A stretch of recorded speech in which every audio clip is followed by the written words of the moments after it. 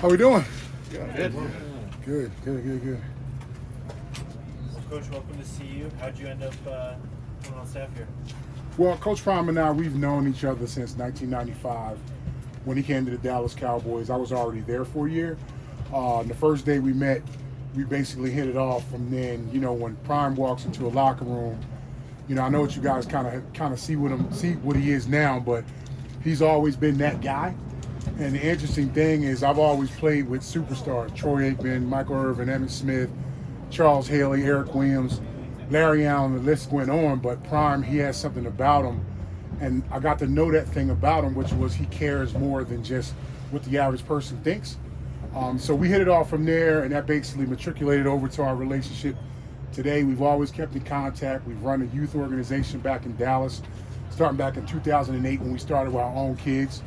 And we knew that eventually we would be able to bring our forces together and be able to help young men be able to do what they're doing. So I'm glad to be here.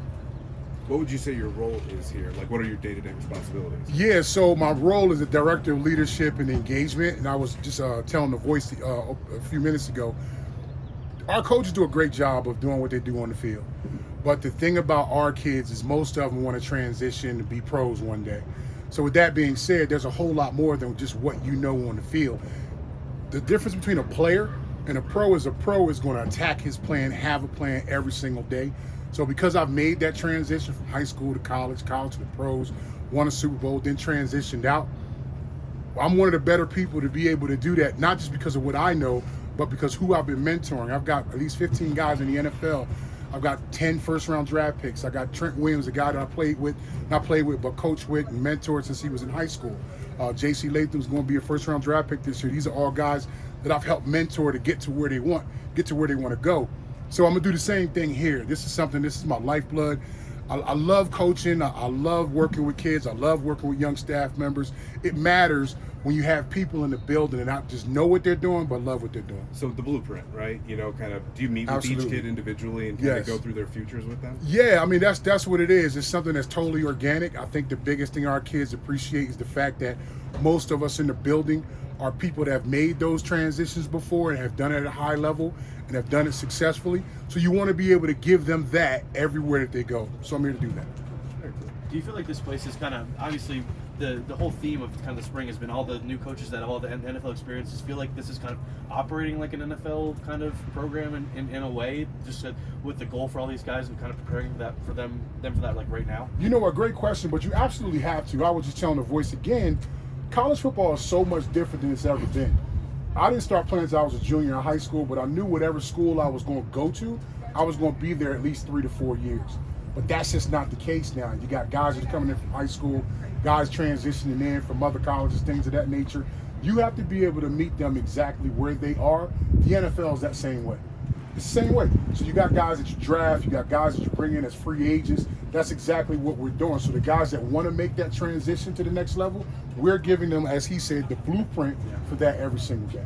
How much did your experience at IMG Academy kind of help you be able to relate to, the young football player nowadays? Yeah, well, you know what? That's a really good question because IMG is unique in the sense that none of the kids originate from Bradenton, Florida.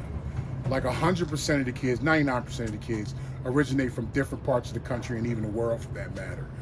So being able to bring those kids together, form a team, and then have them be successful as a team after only getting them, just like the transfer portal.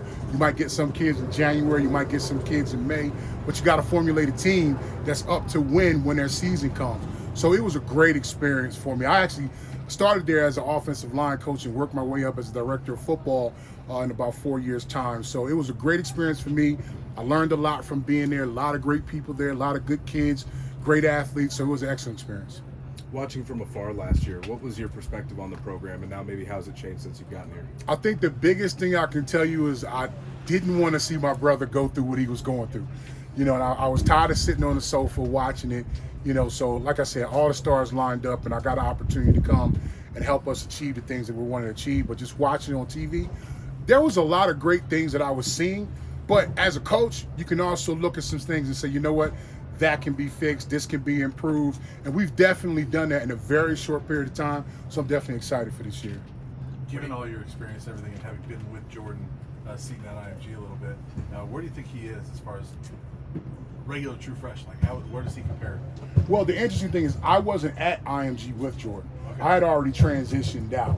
But from what I understand about him while he was there, like he's the part. Like he's definitely going to be a player. He's going to be a kid. He's already just watching him in meetings right now. You can tell one of the better things they do at IMG is they prepare the player to be able to be productive the second he steps on campus, and you're seeing him be able to do that. So I'm excited for him. What do you think of Boulder so far? I love it. I love it here, man. Listen, I know I don't look like it, but I'm a biker, right? I bought my bike. You know what's funny? I actually bought my first bike from Zen Cycles, which is here in Broomfield, and I had no idea where Broomfield was until I was driving here from Denver. So I'm like, that's where I got my bike from.